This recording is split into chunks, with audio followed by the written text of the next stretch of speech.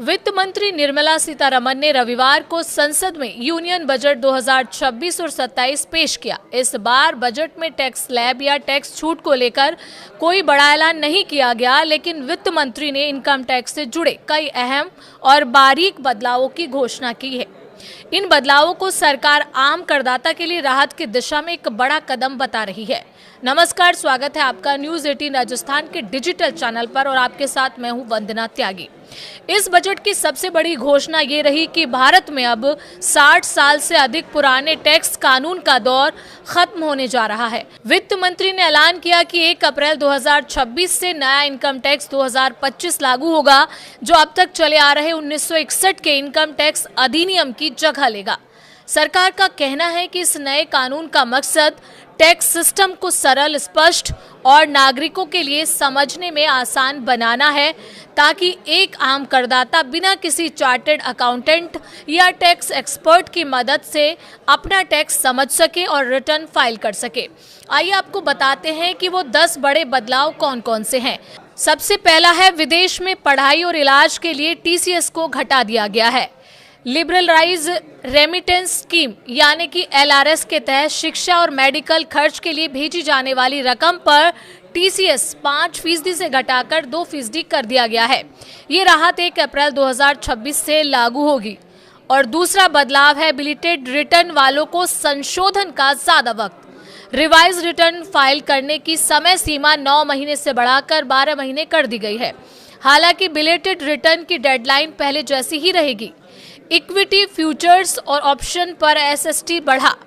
Equity futures पर SST 0.02% से बढ़ाकर 0.05% और ऑप्शंस पर 0.1% से बढ़ाकर 0.15% हो गया है, जिससे F&O ट्रेडिंग महंगी होगी।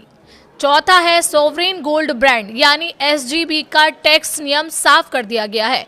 मैच्योरिटी तक रखे गए SGB पर कैपिटल गेन टैक्स छूट अब केवल उन्हीं निवेशकों को मिलेगी जिन्होंने बॉन्ड RBI के मूल इशू में खरीदे हों।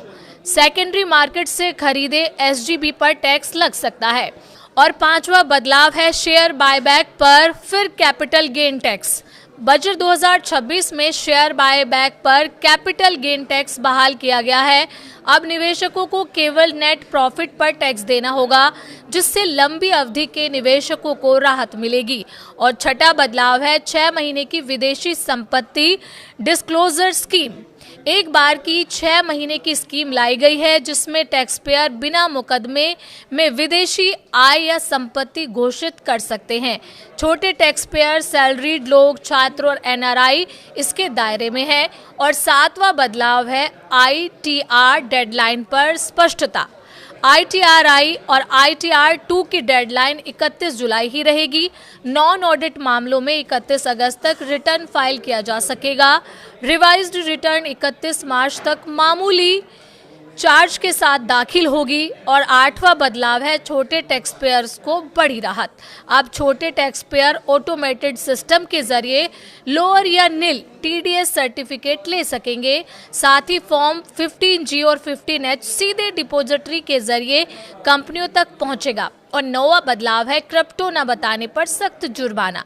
क्रिप्टो ट्रांजैक्शन रिपोर्ट न करने पर एक्सचेंजरों पर 200 रुपये रोजाना का जुर्माना और गलत रिपोर्टिंग पर 50,000 रुपये तक की पेनल्टी लगेगी। और 10वां बदलाव है, NRI से प्रॉपर्टी खरीदना अब आसान होगा। रेजिडेंट खरीदारों को अब NRI से प्रॉपर्टी खरीदते समय टैन लेने की जरूरत नहीं होगी। पैन के जरिए ही TDS कटौती संभव होगी, जिससे प्रक्रिया तेज और आसान होगी। हालांकि आम लोगों के मन में सबसे बड़ा सवाल यही है कि ये बदलाव सिर्फ कागजों में सुधार है या वाकई में आम करदाता के बटुए में इसका असर दिखेगा। क्या टैक्स सिस्टम आसान होने से झंझट कम होगा या नियमों के नए स्वरूप से करदाताओं की चिंता बढ़ेगी? आपको क्या लगता है, ये बदलाव वाकई में ही आम आदमी के जीवन में कोई बदलाव लाने वाले हैं? आप अपनी राय कमेंट के जरिए हमें बता सकते हैं।